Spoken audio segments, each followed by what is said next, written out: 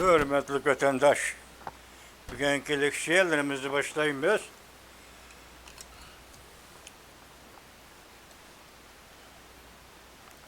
Leksiyada sınağa görüyoruz. Washington'da sözleyimiz vatandaşa. Bugünkü islağı 2025 yıl 2. ayın 16. günü vatandaşa. Hepti yakşembe. Bugünkü vaziyetimizden eşak. Hazır torbetler yan tünügüllaten ana şu Amerika Koşmuş Ştatlar Devlet Mahkemesi de torbetlerdeki mezmunlarını yenilaşta Tayvan doğrusunda kılınğan yukarı bir 2-3 cümle söz. Ondan bununla bugün Tayvan'ın Taşqi İşler Ministerliği ifade bildirip bir cümle birinci ola rahmet Amerika Tayvan'a Tayvan halkına köngül bölgünü için rahmet Amerika dep aytdı vatandaş. Bunun ki vaziyet doğrusu sözlesek yakında bir isinizde var. 2. ayın 14. günde 16. günü geçirdik. Avrupa yani Germanya'nın München şehrinde München halkara bexatarlik yığını çağırıldı. Qaraganda bu yığın kesken. Ben hazırgacha Xitoy torbetleriga tarjima qilingan holda yetib kelgan bir tuzukbarak bir parcha maqola. Ko'rmadim, u yoqdan bir jumla, bu yoqdan bir jumla elib shiltiyotdi kishilar. Masalan, Amerika Qo'shma Shtatlari muavin prezidenti Vance apandining faqat München yig'inida, ya'ni bexatarlik yig'inida so'zlagan so'z. Şu doğru toluq teksit bilen bu xabarni beğenmedim, ben kömedim, yoki boshqalar sizlar ko'rdinglarmi qandaq, biroq to'g'ri bu yerda kelayotgan ikki jumla vatandosh. Amerika Qo'shma Shtatlarining muavin prezidenti Vance apandining degan so'zi Yevropa, sen bizga Amerikaga hech qanday yordam berolmaysan. Shundaqla Amerika ham Yevropani qutuldirib qololmaydi. Qutuldirolmaydi. Mushu menda aytilgan gap kel vatandosh. Bundan da bugün yana bir torbetlik kelgan so'zni bir shunaq beshi qisirib mavzu qilib qo'yib qo'yapti deydiki, Yevropa tugashdi. Endi sen Jungo sening beshin keldigan kun nima? Sening tayyorlig'ing bormi degan jumlani yozib qo'yapti. Torbet isimli qamida kechiring, to'l narsa ko'rgan ekan, hamma narsani saqlamoq qiyin ekan vatandosh. Shunday holatda aytganda bu qatam haqiqatan Yevropa bexatarlik yig'ini jiddiy ochildi deganda tuniga sizlarga Amerika Qo'shma Shtatlar Davlat Mudofaa Ministri Pat Hagis apandining Yevropada shu yig'inda so'zlagan so'zini anlatmoq vatandoshlar. Şu sözün uzayı ve buna makamıdın karısınız mı hakikaten? Her işki devlet rehberinin her işkisi mesela devlet rehberi degen Amerika Qo'shma Shtatlari Prezident Donald Trump hükümetinin yuqori darajalik amaldorlari. So'zlagan so'ziga qarasangiz hakikaten Yevropada bu so'z intayin ciddi, intayin eg'ir. Birli Avrupaga ko'tarilgan, chiqarilgan emas va qaraganda hozir butun dunyo mushuni muhokama qilyapti. Endi bu tanqidlash. Avrupaga zarba berish yoki nima emas. Faqat bir tanqidlash. Siyosiy sohasidagi yoki iqtisod sohasidagi yoki ilm-fan texnika sohasidagi masalalarni misol qilib yoki shularni orqa ko'rinish qilib faqat Amerikaning hükümet erbapları München'da Avrupa'nı tenkit kıldığı hesapta vatandaş.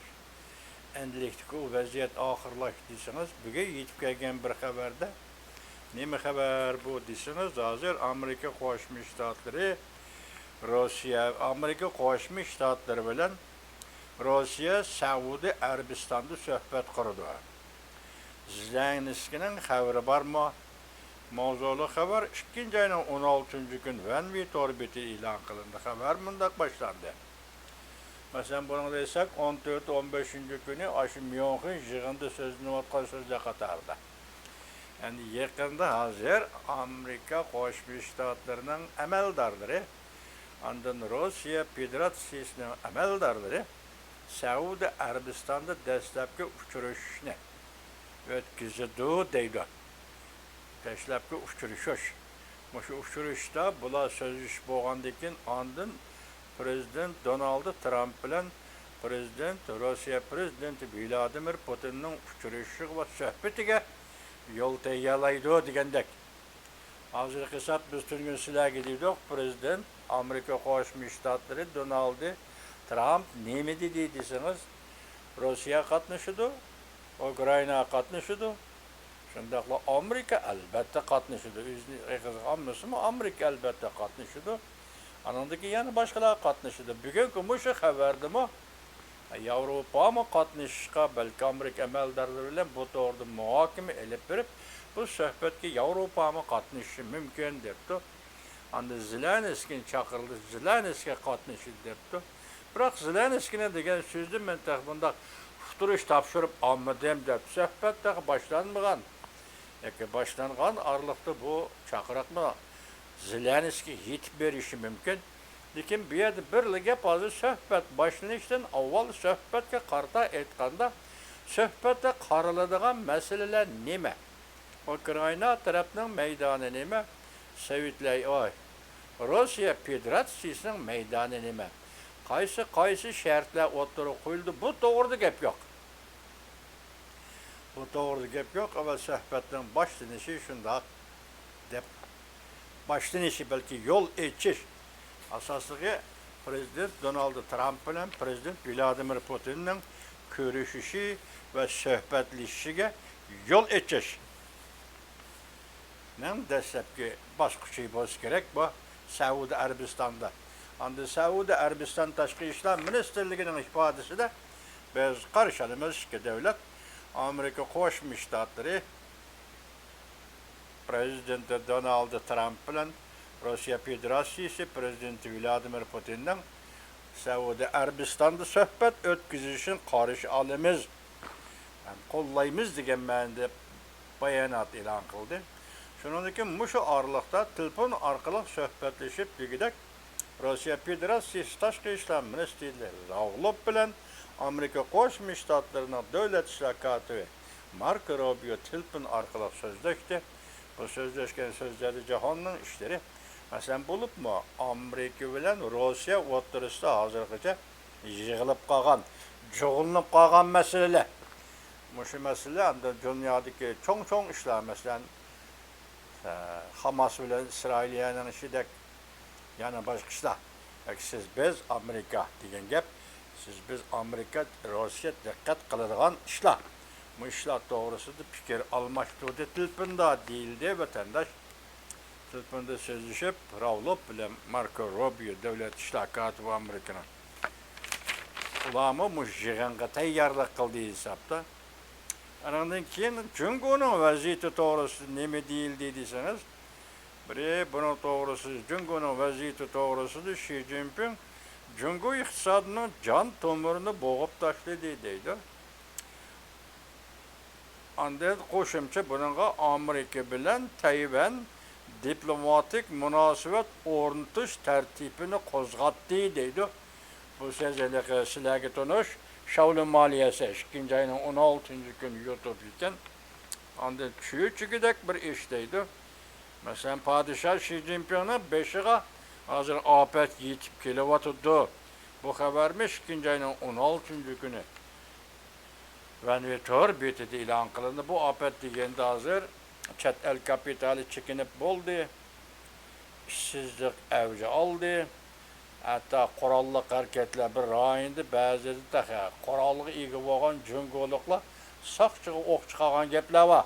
Bu gaplarning rost yolg'oni qanchalik? Lekin shu xabar ekan, xabar o'rnida men sizga yetkazdim, vatandoshim. Jamiyat tartibiga tushgan gap.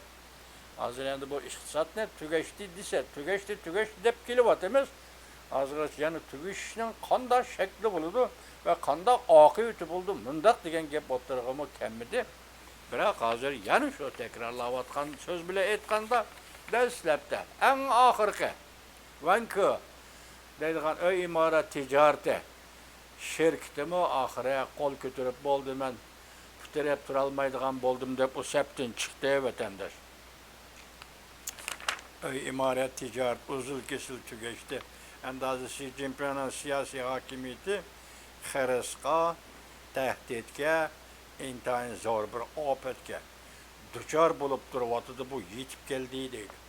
Bunun misali süptide bu rast yalğanlığını ayrıştan avval mındak bir pakik görüp bakaylı eğer buna da rastçılık amelge asılmasıyla hattık bir tevreş değil.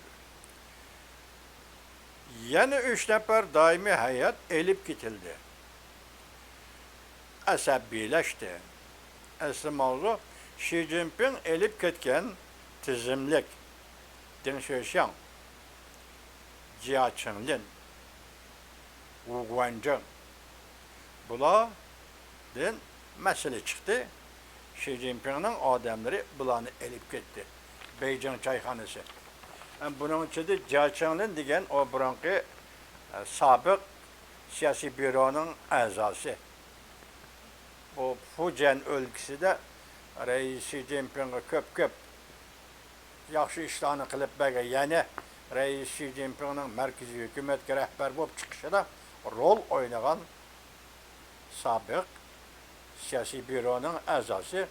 Ondaki bunu da 4-5 bile etrafında azı Jia Qinglin'den bütün evladı ve üzününden tatıp öy bir saati tekşirildi diyen haber mi kelgen idi. Hazır mava Deng Xiaoping diyen bu adamını şuna tekşirdi dedi bir gün. Yani bir günü birini mi dedi, lekin asaslığı kilovatkan bir gep bu adam gayip bulup götü deydi hazır. Deng Xiaoping bu merkezi komiteti siyasi büronun asası. Gayip bulup götü deydi. Yani Wu Guanzhong diyene bu doğru tuluk konkret gep yok. Bırak bu kişime aynı vakta sabah siyasi büronun azasıydı. Siz körüp durup siz iş yaki mesele çıktı. İş yaki çatak çıktı. İş yaki relistin çıkıp gitti. Yani iş ola key gizildiğin kalpak iş orunda hıyanet kıldı. O kokudan kalay mı kampaydılan? Gep ya demez vatandaş. Eğer muşunda kol eliş, elip gitiş, sual sorak kılışın üzü bu. Siyasi büronun azaları yetip gelge vaktada yani bunu üzünüz tasavvur kılalıysam tahlil kılalayımız vatandaşım bunu. Siz bilen biz körüp tuttuğumuz siyasi büro adamları kol geliş, tekfiriş başlandı dese bu. Çünkü cemiyet için bir intihar eğer zerbe. Yani cemiyet içinlemez. Çünkü kompartiyası için mi? İntihar eğer zerbe bu tuyuldu vatandaşım.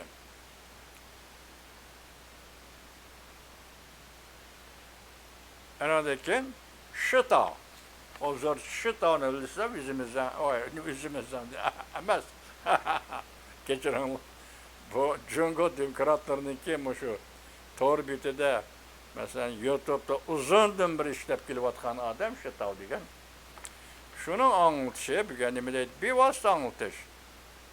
Bu anlatışı şunda dedi ki Cunhua Mingo devletini itiraf kılış köpçüket. Hazır yukarıki tünün sözlügellik siyele ve bugün sözlügellerimizi koşkanda hazır Tayvan rahmet etti Amerika koşmuştadır devlet mahkemesinden pozisyonu. Onun dinkiyen muşinin kendi lazı şıtamı bir yerde bunu uçuqdap elip neme dedi deseniz Cunhua Mingo devletini itiraf kılış. İtiraf kılmadı şu yolda ketavatıdı degen bendek boz gerek Amerika koşmuştadır şu yolda siyasetlen ketavatıdı degen manada. Köpçüket. Ondan Cunhua Mingo Tayvan degen isimlerini işiltip Prezident Amerika Qo'shma Shtatlari prezidenti Donald Trump bu isimlerini destekleyip Xi Jinping'e tehdit saldı. Çünkü Kompartiyasının şey kısmında köreş buludu. Ondan halak buludu. Şıta 2. ayının 16. günü yutu. Bunu gösterdi vatandaş. Endikte pulu qaraydigan yıllarına bundan ixcham eytipti, nim depti desiniz bağa qarana. Tam o işini bece. AI, yani hazırki yeni teknika, Android, enedeki pinteyni hele zehirlik çekimlikten materyalları. Bula ende bu dört cihet tazisini boğup taşıldı. Üzerinin ahvali üzerine boğup taşıldı. Çünkü sen muşula bilen şugullandın. Mesela penteyni bilen şugullandın. Bununla halkara cemiyetke Amerika Koşmuş Ştatları cemiyetigiz yansaldı penteyni bilen. Anda AI teknikisi bilen hazır rekabet ilan kılış. Hem de rekabet bilen cevap verdi Amerika Koşmuş Ştatları. Arandaki tamajını bece, anda hazır bu tamajını bece Amerika Koşmuş Ştatları Prezidenti Donald Trump'tan bir hizmet usulü, bir hizmet metodu bulup attırğı çıkıvadı da vatandaş muşu jigip hazır pul qaraydigan yıllar neme deydi, 4 noktada gelendim boğuldu, endi sen neme kılışın mümkün. Çünkü Kompartiyası degan sualını koyuptu mavzu orunda. Bugünkü vaziyetimiz mana müşiyede. Ukrayna söhbeti degende konkret xabarlarni aylıqı şartlarni Rossiya taraf nima dedi o'tgan kidek bizning e'tirof qilish masalan Rossiya besib olgan ziminlarni Ukraynaning sharqidagi o'lkalarni Rossiyaga tava deb e'tirof qilish degandek shartlarni qo'ydi. U qayta takrorlanmadi. Tekrarlanmagan bilan hozir endi jiddiy suhbatga o'ltag'anda zodi qaysi masala qanday o'tirg'i chiqadi, qanday qo'yildi. Buni Ukraynaning qabul qilishi qanchalik, Rossiya Federatsiyasining qabul qilishi qanchalik. Biroq hozir qaraganda bugun hisoblaganda Amerika Qo'shma Shtatlarining prezidenti Donald Trump Oqsaroyga qasam berib, vazifa o'tab Oqsaroyga kirgili 25 gün bo'ldi hisobda vatandaşa. Bir aymi to'shmadi. Bugun 16, 25 gün bo'lgan 4 kundan keyin to'liq bir oy to'shgan bo'ladi. Mush 26 4 kundan keyin bir oy to'shgan bo'ldi. 25 gün. Mush 25 gün ichida biz so'zlagan leksiyalarni yoki o'zinglar bosh tarafdan anglagan leksiyalarni yoki yangi xabarlarni qo'shib qarab baksanız 25 gün içinde qanday siyasetler yürgüzüldü vatandaş. En ahiri bunun debdebesi yoki nayt keskin fikir paydo qilgan taraf Yevropa, Germaniya, München shahrida ochilgan xalqaro bexatarlik yig'inida tavrash tegishlik, ya'ni tanqid qilishning o'zi intayin qattiq demagandimi qaraganda qattiq bo'lgandek turdi vatandaş. Muşlardan anda eliqidek savol qo'yilibdi. Endi Yevropaga bu ketdi. Asiyaga kelsak, Jungo Kompartiyasi siz bunaqa qanday tayyorlik qilyapsiz degan savol qo'yilibdi vatandaş.